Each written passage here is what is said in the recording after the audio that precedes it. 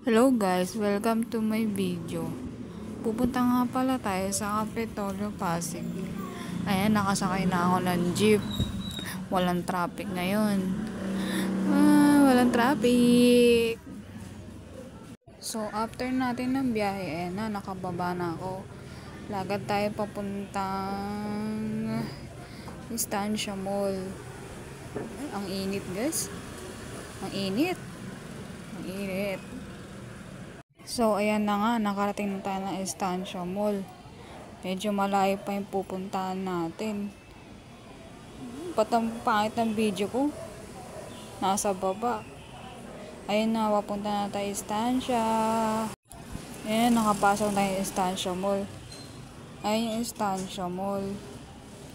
Kaso tagos pa tayo sa kabilang sa kabilang gate.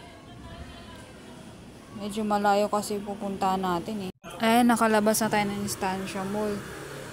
Lalakad ako ngayon papuntang Ayala 38. Kasi doon yung doon yung pagpupuntahan natin. Ayun, kakalakad natin. Nakarating na tayo sa Ayala 38. Papasok tayo dyan. At dito na tayo guys. Nakarating na tayo sa ating pupuntahan. Dito ko na tatapusin ang aking video.